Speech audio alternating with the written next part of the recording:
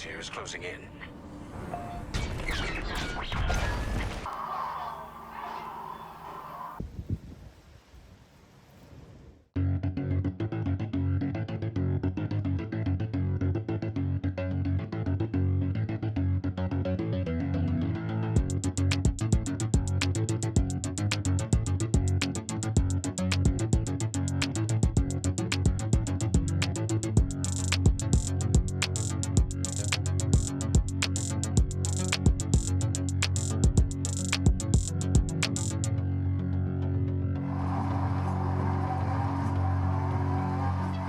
This screen is amazing. This is how the game is meant to be played, like this.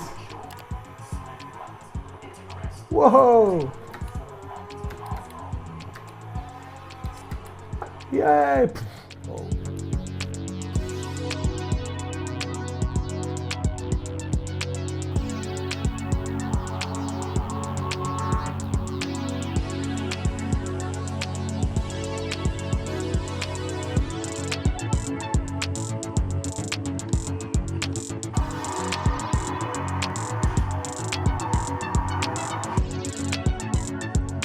I'm in bad shape.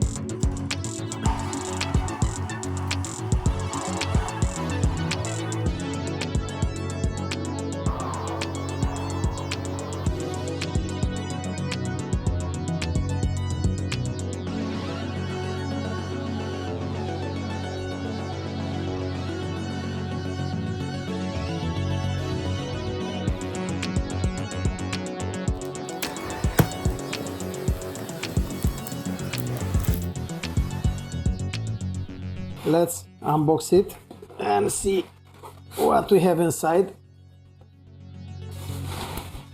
Okay, so I can confirm it is curved, and let's compare it with this one. See how much extra room is here. Another box with something big as the screen. Look how big is the charger. Whoa, 260 watts. Wow. The screen is able to do power delivery of 90 watts, means the rest is consumed by the screen, yeah? This is a thing which will sit in the box doing nothing, and this is the leg. It's some big wing. Yeah. In order to mount it, there is a screw here, and this part comes here. That's pretty much it. That's it. Both the screen and stand have LED.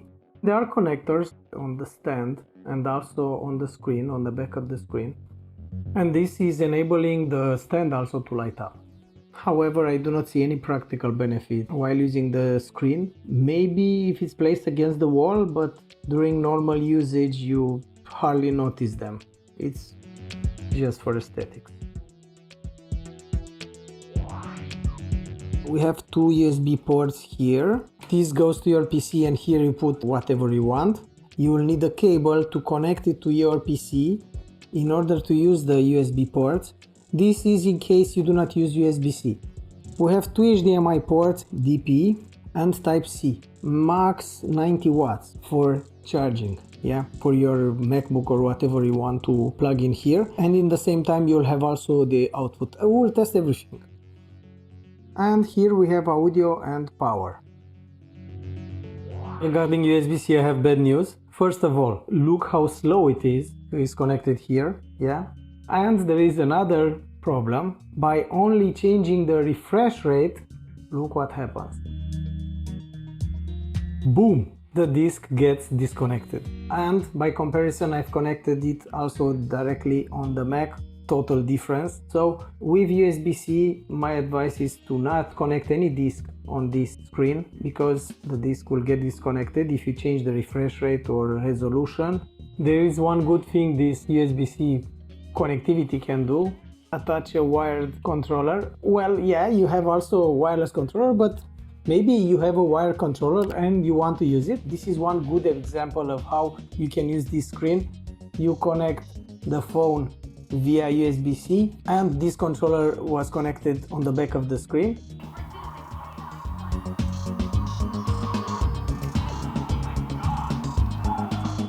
With DisplayPort and also with HDMI, the data is transferred via the USB-B cable. You see I have the disconnected here and the speed is the correct one. So unfortunately this problem is only with USB-C.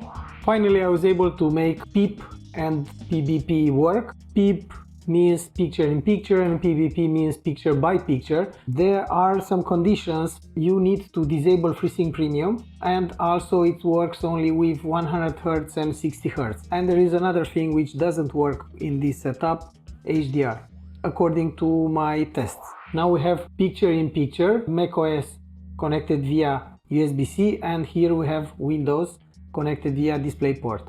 You can configure the size, bigger and smaller, location,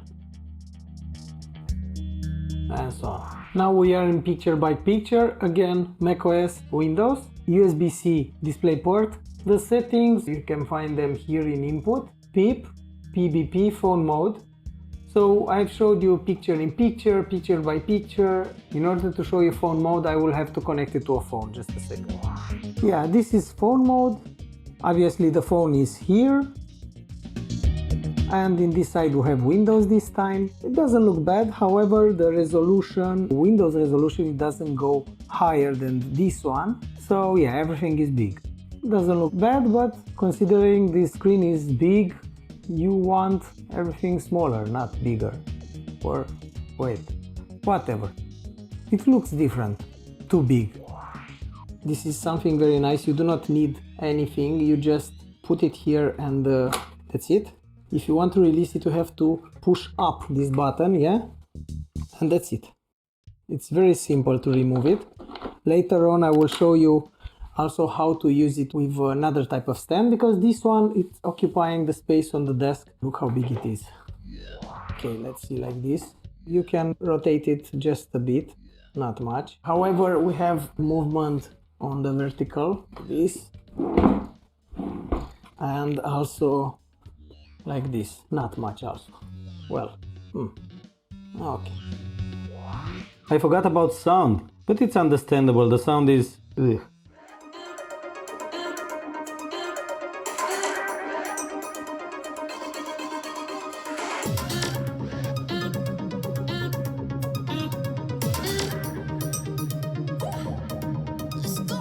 One speaker here, around here, and another one here. That's it, it's just there, nothing special.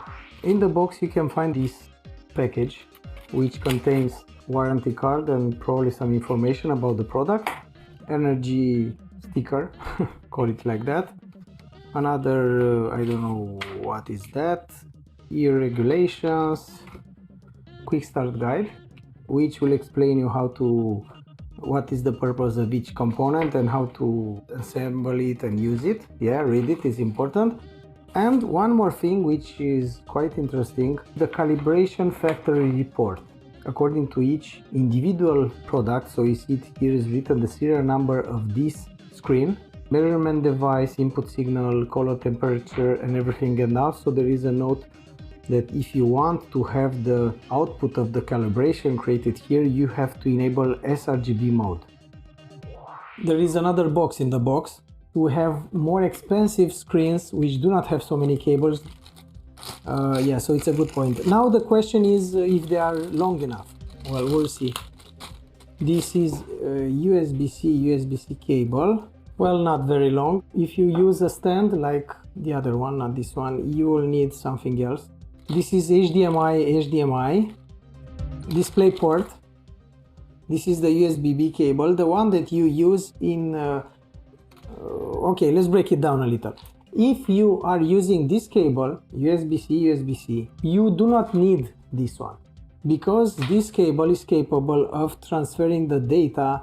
You have power delivery and also the data. Yeah, so if you have MacBook like I have and you are connecting the screen with it, you can use the USB ports without problems. Yeah, in case you are using HDMI and DisplayPort, these two cables are not able to transfer the data, so you will need to connect another cable to your PC. This one, this part will go to your screen there, and this will go to your PC. So this way you will use the the USB-A port on the back of this screen. Yeah, so remember that. And this is the power cord, which will be attached to the power delivery box. If you look at the specs, you will see that there are some downsides using HDMI. It doesn't go up to 170 Hz, and check my description, I have all the details there, so I will not bother you with the technical details here. Bottom line is, if you want to get the most of it, you will have to use the display port. The menu is handled by this knob here. It's like a small joystick, right, left, up, down, whatever. By pressing it I can enable the menu and so on. I will create a separate video about the menu because it will take some time to get through all the settings. Okay, so enough with this stand. It doesn't look bad, I like it, however it's occupying too much space. It's not something that I want, so I will switch to that one. Yeah, because the screen is curved, my recommendation when you want to do such modifications is to put it on its original foam. Yeah, we have here these screws which will have to be removed in order to add your mount. If you are using an arm like this one, I will try to use this arm. I'm not sure yet, probably I will have to buy another one. So you see everything, all this setup is not on the level with the rest of the case here, and because of that this one needs to slide, and it cannot slide because of this edge, you see. So no, I will have to choose one which works like the original, like this, or I don't know, something similar. There is also a possibility to use big washers here, and this screws long in order to raise this. You see here, it's hidden. And of course there is another way, you mount it directly with the arm. However, in this case quick release is out of the question because it won't go beyond this point. Yeah. Finally, the long-awaited arm is here. Details about this product are on a separate video which is linked I don't know, somewhere here probably. Yeah, watch it if you need details about it. Let's remove this. Very difficult. And we'll have to mount this part, actually not only one side of this part. Yeah, I will have to remove this. Okay, and this one, it has one arrow, so we'll have to put it with the arrow up. Yeah, so like this, but I will have to remove the screws first. This screen came with screws which were already mounted in the holes there, but if you do not have them, you can use also screws which came with this arm. Yeah, this is the lower side, this is the upper side. Yeah, so you will have to put it like this. Yeah, okay. I will attach it temporarily here, so you will have to mount it like this. You know, you go like this. Remember to put this knob, otherwise you may end up with your screen down. Yeah, so now it will hold. This arm offers you the possibility to adjust it in many ways. Vertically, I don't know, upside down, but you have to mind the cables. I removed them, you see. And also you have to mind the surroundings because the screen is so big you can hit everything, the computer, the table and so on. So be careful about that. You can also adjust it like this. It doesn't stay because I will probably have to tighten it a bit, and like this, high, low, and everything in between. There are three ways to adjust it. One is here, another one is here, and here.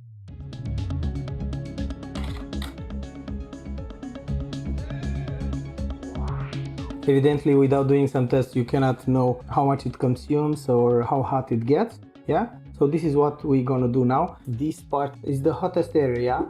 On the back side, not so much, but here on the edge and here. Yeah, so running SDR for more than 30 minutes means 31.7 Celsius. Yeah. Okay, so let's switch to HDR and do the same. Time's up. 30 minutes of HDR. 10 minutes after I enabled HDR, I already felt heat here. So you don't even have to touch it to feel heat. It's like an oven or, I don't know, some heating device. And now the temps are 43.8. Yeah. Let's take in other places. 43.3, and here you can feel the heat.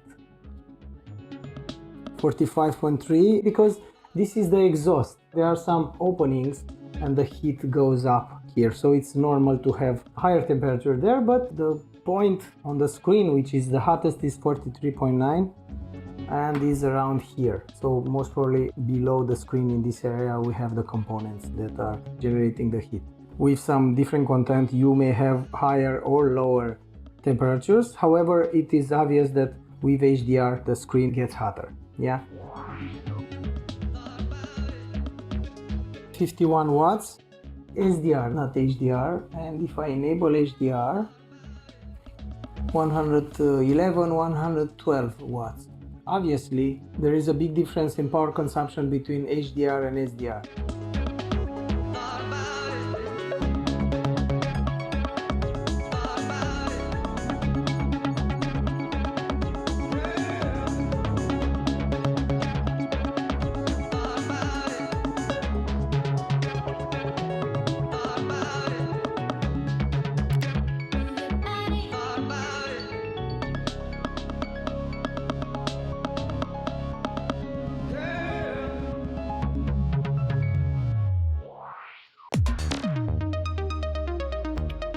HDR, SDR.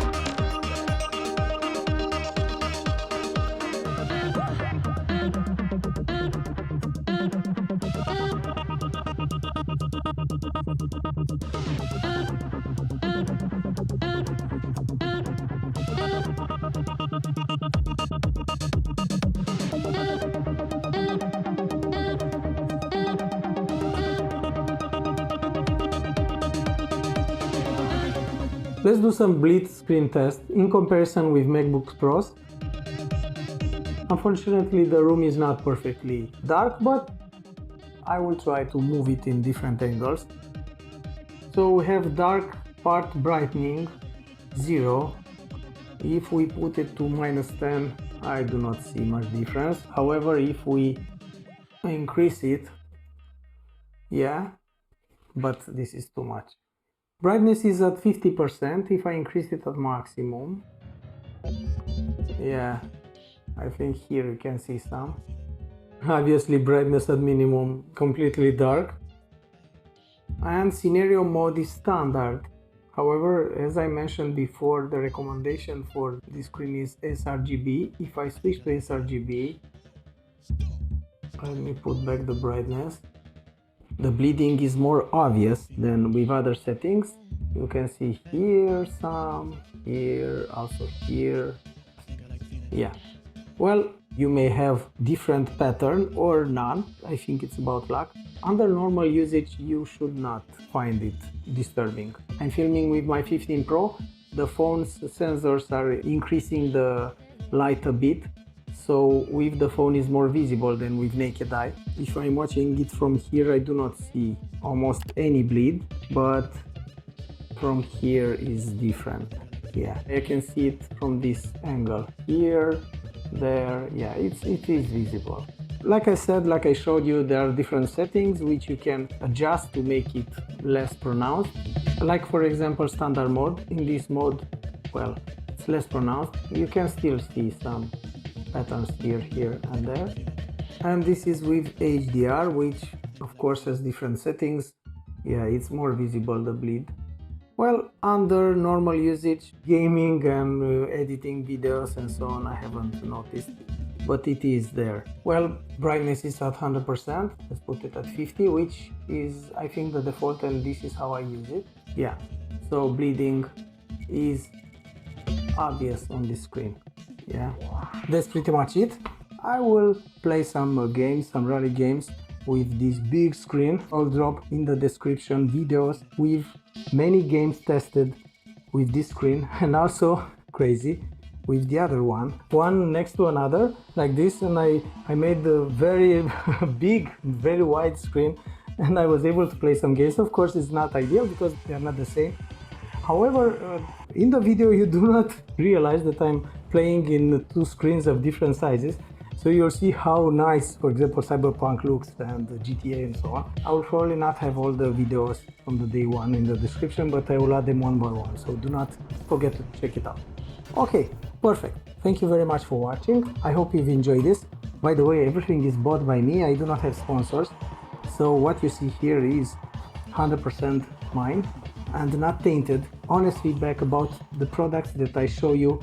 As always, like and subscribe and share. It's very important, especially if you want me to show you much more. Do not forget to drop a comment if you have questions. I can do whatever you want apart from, I don't know, smash it. Yeah, smash it now. Thank you very much for watching and see you in the next one.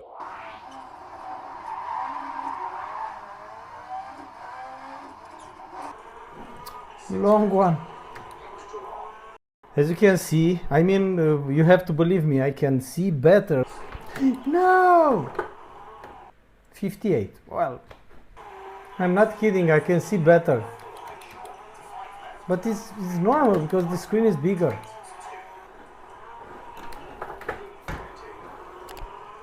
I don't like this hairpin. This doesn't mean I am suddenly perfect in rally, so I will have to practice more. Yeah. No! Ah!